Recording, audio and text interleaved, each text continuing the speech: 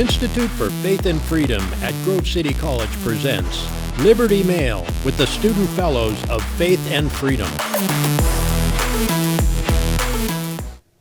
Hi, everyone, and welcome to Liberty Mail with Aaron Jenks. And I'm Libby Krieger. And we are brought to you by the Institute for Faith and Freedom here at Grove City College. And we are currently in the underground studio. We were practicing that one, so I hope you liked it. Oh, boy. Okay, so getting into it, picking up from last week, we wanted to touch on some anti-mandate vaccine protests happening around the world that we see occurring in cities throughout the world, and whether it's America and seeing around the world in just different countries. Yeah, to pick up from last week, I know we talked about the New York City anti-vaccine mandate protest. So not only, exactly, got to make sure you get all those words in though. Not only is this happening in major American cities, be at it that it's a progressive city, so that's great that we're seeing that pushback there, but also just across the globe. We're seeing it in France, Australia, Canada, Finland.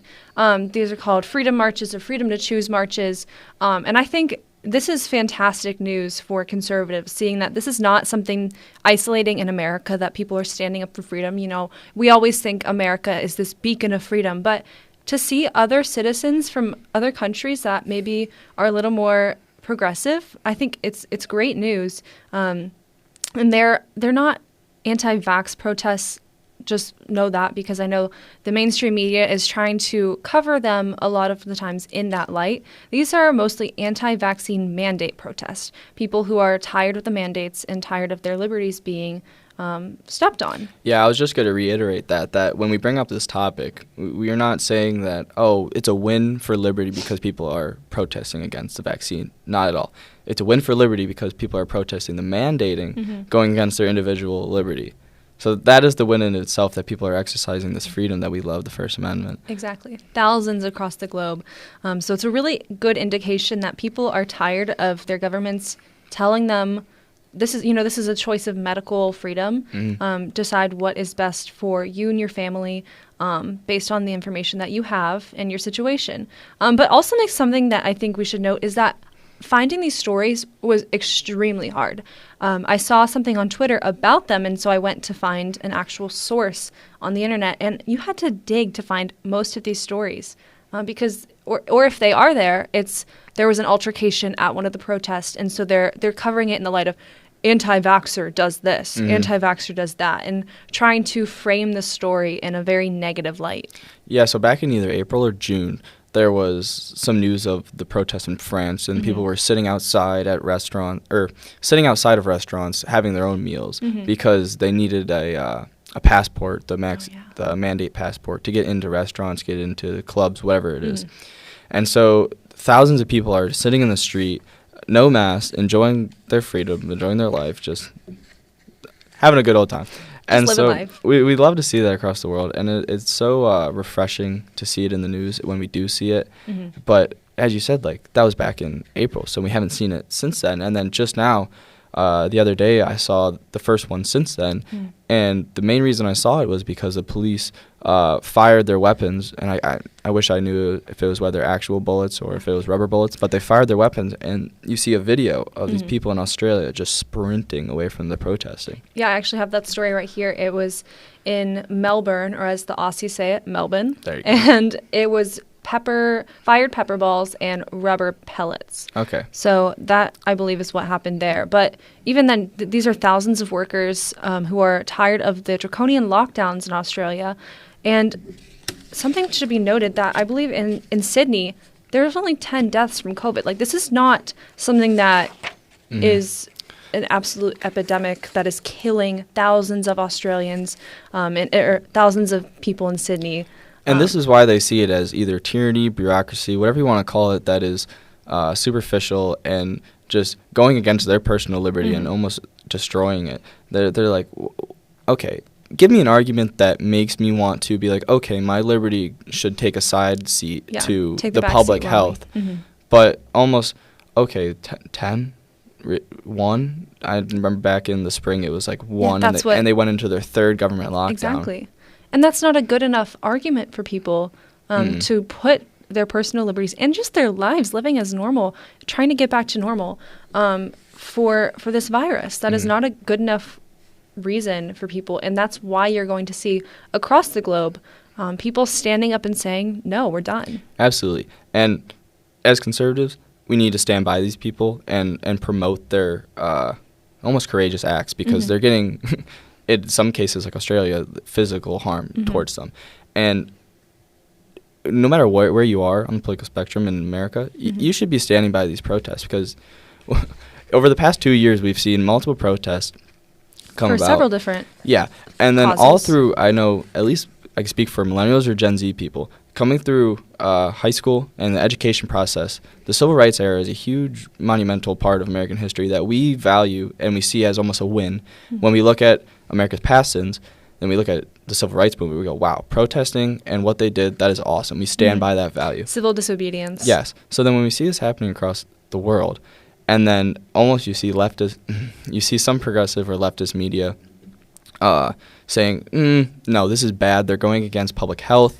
You don't care about grandma dying, and that's the argument that they use. Yeah. You have personal one-on-one speakers on these shows, and they're like, my grandfather just died of COVID. I'm really sorry that your grandfather just died, but let's not play on people's emotions. Let's use an argument of morals and values, and I'm gonna say, okay, almost as if liberty is the number one value for our society.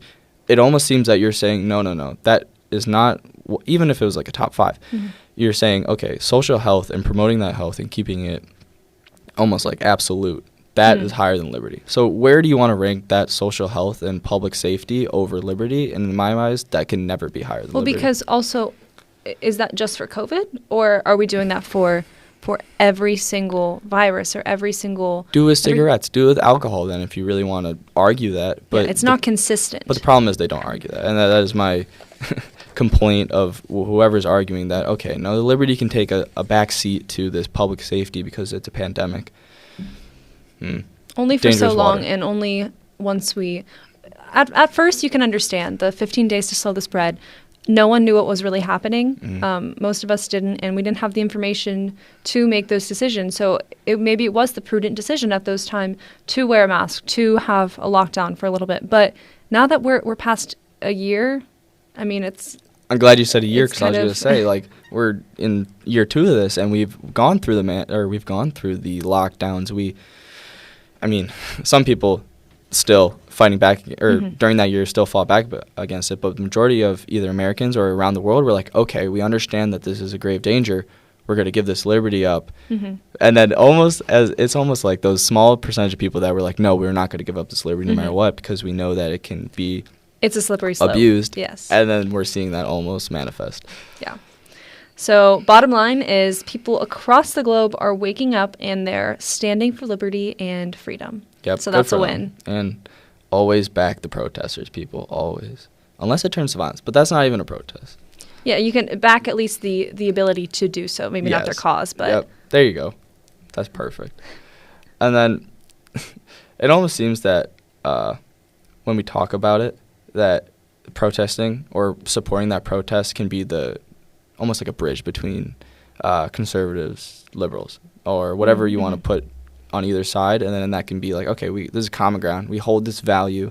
This makes us Americans, maybe. Or at least it used to be. Yeah, and we're going to hold on to that. Yeah, First Amendment was so central to what liberals, conservatives believed in this country. But I think you're seeing a little bit falling away from that now. It's more content-based that we're seeing a lot of people, I think. Oh, you're saying like content-based of the protest? Of the protest, that's where... That's interesting, because I was just thinking about, okay, so we've seen the past protests in the year for either BLM or people saying women's rights. And so we've seen those protests. So abortion, yeah. Yeah, and then we've also seen now protests against mandates, but then in the same... lockdowns, yeah. Yeah, lockdowns. So that's an interesting point that you raise. I'll be thinking about that. Yeah, we'll think on that. But then, okay, the point of bipartisanship almost leads into the second segment that I want to talk about, is that Democrats and Republicans are working together right now in the legislature. Thank God. Are working in the legislature to bring about, they threatened to subpoena, it was Defense Secretary Lloyd Austin And so even the threat in itself, I feel like, is a win for just seeing government play out how it's supposed to be, getting to the bottom of the Afghan chaos that we've seen over the past month. Yeah. Yeah, I think this is a good indication that there's at least a mutual recognition that our standing in the world stage still matters, and how our military power and execution of those military plans does play into how we're viewed across the world. And we want to be in a position of power. Yeah, absolutely. It is really necessary to get to the bottom of the Afghan breakdown. So whether we've seen our power deteriorate because of this whole process of the Afghan chaos, it's like a week out of pulling out that it just deteriorated. Yeah, probably even less than that. And so getting to the bottom of it, Biden aside, our military needs, our leaders, we need to have them explain what happened, get the details of the whole situation. Because what? Did Biden get false information? Intelligence, bad. Was it just poor planning? Mm-hmm. Yeah, we should. What happened that led to this? Because every report said, okay, it's going to take like 8 months to a year before the Taliban comes in. Yeah, before they even think about coming in and regaining control of anywhere. Nevertheless, Kabul city capital. Yes. So in a week. So we need to get to the bottom of it. So seeing Republicans and Democrats work together align on that. Yes, Yeah. it is refreshing to see in the media. Something I think we should note, though, about the whole situation is, yes, President Biden is commander-in-chief, but also I think it was almost a very tough situation to seamlessly pull out of, considering we had been there for 20 years, and Americans did want to get out. So no matter how you did that, no matter who was commander-in-chief, probably would have had some sort of crisis, some sort of falling out. But I think the problem is the severe underestimation of how fast it would fall. And they didn't have the plans to get Americans out and get translators out because I guess they didn't plan for it to fall that fast. They thought the Afghan army was better equipped than they were. And also the lack of responsibility. When questioned on this, I think President Biden claimed no responsibility for what happened and said he wouldn't have done anything differently. So I think that is the bigger problem here, is that that has been super disappointing because I think it was Reagan. Catastrophe happened underneath him, and then he was getting questioned, okay, what happened? He said, I personally didn't know, but I'm going to take responsibility. So just to have one leader just take responsibility no matter what, because you are the commander-in-chief, that is what the American public needs and wants to see. So, and it almost feels like now when we talk about it in today's context, when you bring up that argument, it might be like viewed as politicized. So I've been thinking about this for the past month, that we need to almost have a bottom-up approach or bottom-top of like interviewing and having these people testify before Congress. Investigating. Yeah, people in the military. And then almost as if all this evidence builds up, all this testimonies build up of people stating details of what happened, reports throughout the years. And then finally, after we have all of this stuff, Congress reads through it. Okay, Biden, we want you to come in and talk about this. We want you to give your thoughts, what happened here. So you're almost saying we should set aside our assumptions of the situation until we know the facts, until we investigate, and then we can place blame wherever it may fall. Yeah, just in my mind, it's like a highly regulated due process, but in the legislature. I know Biden has executive privileges, so he couldn't get hauled into Congress or any legislator to the Senate. But as a leader, it almost feels like, okay, after all this happens, like, I'll come in and talk about this. Well, and that's up to the media to question him. Yeah. And I think, most Americans don't have a ton of confidence in the mainstream media to hold this administration accountable.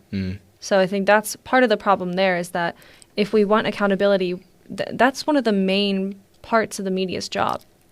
They are supposed to be asking Press Secretary Jen Psaki, and President Biden what happened and why, and holding them to that whenever they try to pivot, because they're good at that. That's their job. They don't want to answer the questions, so they pivot to something that they do want to talk about. Yep. Or they restate the whole briefing, and exactly. They just evade the question. As I said before, and then go on to say absolutely nothing. Yep. And we've seen that with I've seen that in the past 3 presidents, and whoever the press conference leader is. Yeah, and that is their job. Yep. But We have to hold them accountable as much as we can in the media. There you go, accountability. That was my last win for this situation. Is that it's a win for liberty because we are seeing accountability manifesting in government. Or the illusion of it.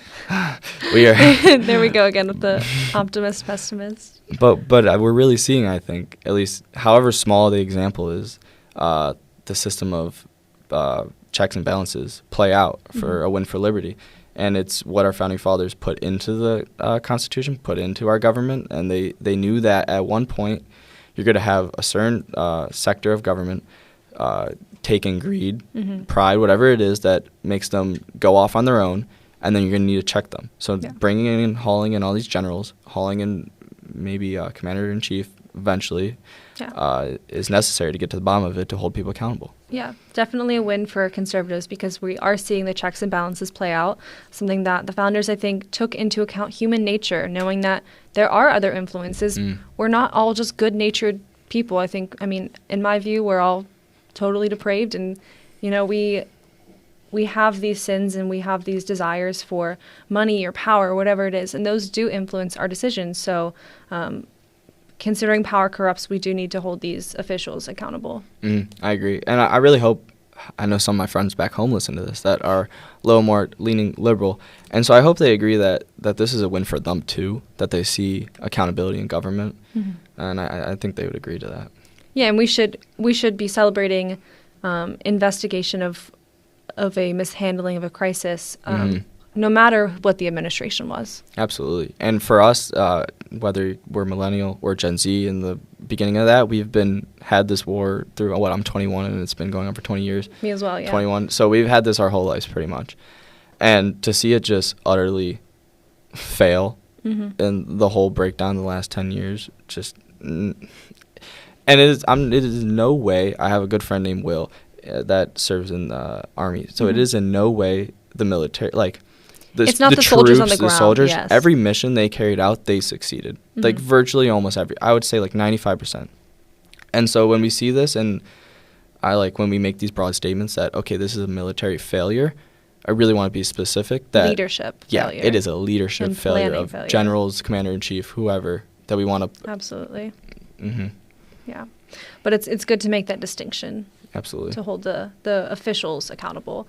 But so our last conservative win of the week, something really important. So the Senate parliamentarian decided to shut down the bid to put in 8 million green cards in the Senate reconciliation $3.5 trillion spending package. So they were trying to include this as part of the spending deal, but I don't know, Aaron, does 8 million green cards sound like spending policy or immigration policy? Yeah, not whatsoever. So let's just put this in some context. You called it a spending bill. CNN called it an economic bill, budget reconciliation. I think Fox called it an infrastructure package. So we have all these names being thrown out about what this bill or package is. Yeah. And any of these phrases that they use do not historically include immigration in it. That is a whole other process of a bill, and it almost seems that they're like trying to sneak this in. Like if the senators came forth and they're like, okay, you see this happening in the news. We have in Texas, we have all these thousands of Haitian immigrants sitting under a bridge. We want to push legislation through fast, and we're not going to make a precedent of it, but we're going to do this one time to get this through because we have almost like a extreme chaos, or I don't know. Yeah, like very specific incident. Yeah, so we're going to get this through, but that's not their argument. Like, use that logic, and then you will appeal to me. Yeah, even personally, I'm going to push back on you on that. I still don't think that's a very persuasive argument, because there's always going to be, oh, well, this instance allows us to break the law or go around the law. Yeah. But what happens once you set that precedent? I don't think that's something that we should allow. And because the process is supposed to be rather slow to have a bill become a law, because they don't want it to be based off the political winds of the moment. And they want it to actually be well thought and have to be debated. One thing that I think maybe, I think one commentator asserted this, that the progressives were trying to put this in the bill, to sneak it in, like you said, but to also put Senators Manchin and Sinema, who are the moderates of the Senate, in a tough position to either vote and push this spending package through, or have to debate the immigration based on the immigration policy itself, because they're coming from states like Arizona, who's very impacted by this situation at the border, and West Virginia, where constituents may be a lot less likely to support 8 million green cards or mass amnesty. So you're almost saying that like they're almost like pivoting because they don't know if they either want to follow the Democratic cohort in this instance, or they don't want to go against their constituents? Yeah, I think the leadership of the progressives in the Senate perhaps did this intentionally to put the moderates in a tough position. Because when it comes down to either trying to get the $3.5 trillion along with amnesty or without, if they're in a tough position with that, whether to vote with or without, I think they're backed in a corner, I guess, is what I'm saying. Well, that's super interesting to my like political science mind, because it's almost like the game of politics. Yeah, and on conservative side, it's a wide tent. On the Democratic side, we've seen the past couple of years, it is also a wide tent at various times, and not everyone agrees with the ultra progressive. Both parties are getting more and more. Yeah, so they're getting split yes. up, and to see it almost that game play out where you say where they're trying to pin against each other or make the moderate do something that they don't want to do. It's super interesting. Yeah. And something that I think Senator Chuck Schumer, he was in supporting this this bid for the amnesty, he said that we need these illegal aliens to take the jobs because we have a labor shortage. The problem is it's a manufactured labor shortage because the government is giving so many handouts that people get more money to stay at home than to work. I mean, that's a simple fix, is cut benefits at least a little bit to incentivize people getting these jobs. Yeah, whether it's small businesses, corporate businesses, there is a help wanted sign on that window. Everywhere. Everywhere you go. I know we live close to the Grove City outlets. Yeah. And virtually every store has a help wanted. Exactly. I even work at the outlets, and I know that our store has had to cut hours.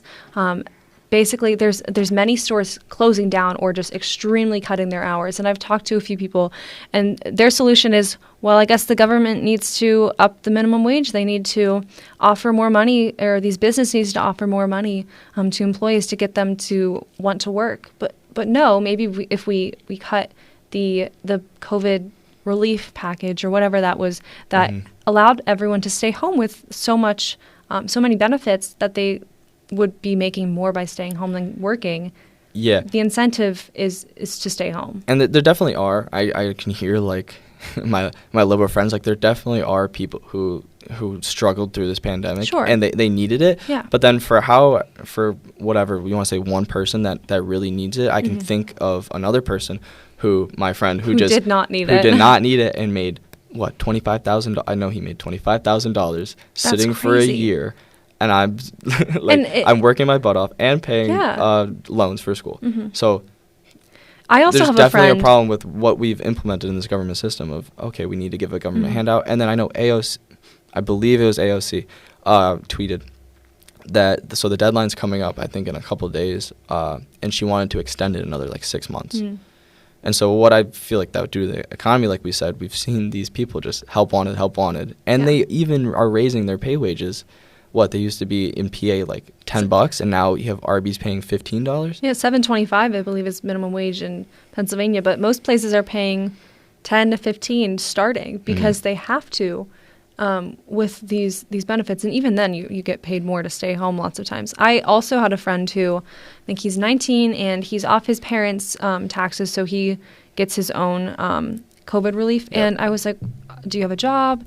And he's like, no, why would I get a job? I'm literally making so much money by just doing nothing. And he has hobbies. He wants to have fun, do whatever he wants. Yeah. I mean, it's human nature. If the government is offering you all this money, I mean, and dangling this in front of you to do nothing, sure, most people are going to take that. Yeah, they can live with it. They're like, oh, I'm not struggling to buy food with it. And then again, some people are yes, they're struggling. Yes. They need it. But a one-size-fits-all does not work. Exactly. Yeah. Exactly. And this whole bill that wanted to pass this immigration policy through the Senate, it was the parliamentary, which is a strict rule-based, almost like pre-debate Senate, on the floor, introducement. And so there's a quote by the leader McAdoe, and he says the Democratic plan doesn't meet the strict rules on what can be in a spending bill, calling the plan by any standard abroad a new immigration policy. So it's a new immigration policy in a spending bill. Yeah, so it's Senate parliamentarian Elizabeth McDonough, I believe. Yeah, is that who you're referring to? Yeah. Yeah, she also said changing the law to clear the way to LPR status, so that's someone who can come in this country, is tremendous and enduring policy changes that dwarf its budgetary impact. So saying the immigration policy aspect of this is much larger, much more substantial than its economic impact, and that is why it cannot be included in this bill. And I think that's a huge win for conservatives as people who like the rule of law and following what the laws of the country are. See, our minds are like, because I was just about to like further explain how this is a win for conservative liberty. Hey, I want to see that you keep going. Because it can definitely get a little vague, or like I can hear, again, my friends, they're like constant in my head of just like, what, this makes no sense. Why is it a win? Well, it's a win because conservatism has authoritative principles in it sometimes, where we abide by rule of law and we give away some liberties to have these rules of law in place. And so we can't just we stand by them. We're not just going to throw them out and change it for one instance, like you said earlier. But make that argument to me, like I said earlier. This right here is standing for the Constitution and standing for the practices that we've had in place for centuries now, that you cannot include just anything. It's not, you can't shoehorn everything into the package just to get it passed. It's almost like pork barrel legislation. Trying to get. You need it to be separate. Yeah, exactly. I know Senator Omar tweeted out. She said this ruling by the parliamentary is only a recommendation. So just that it's a recommendation first. Trying to bypass. Yeah, there's 3 parts of this. She said it's a recommendation, and then she pushes for that Senator Schumer and the White House can and should ignore it. Oh wow. And then lastly, that's concerning. We can't miss this once-in-a-lifetime opportunity to do the right thing. So we break it down to 3 things. There's 1, that the rule of law is only a recommendation. 2, that the rule of law can and should be broken at no consequence. And then 3, she's making her moral argument that this is the right cause, which a lot of the times, I mean, I can see in public debate that a conservative will be like, will tie it to Christianity and be like, okay, my faith and values, my moral concerns are why I believe this on this issue, and I believe it to be the right thing. And then I hear the left person say, pish posh, that doesn't matter. It's subjective. Your morals are subjective. We're not going to play that game because I believe that morals are subjective. They're not objective. So when she plays this game, it's highly hypocritical in my mind. Oh yeah, definitely. I didn't even make that connection until you pointed it out. But yeah, they're acting like their set of priorities are objectively American set of priorities, and should therefore just trump the rule of law and the institutional rules that we've had. And also, this is the Senate parliamentarian is not. I don't believe she's a conservative. I don't believe she's supposed to be, I believe, a bipartisan actor or nonpartisan actor in the situation. So it's not like this conservative came in and tackled bombed progressive priorities, their bill, anything like that.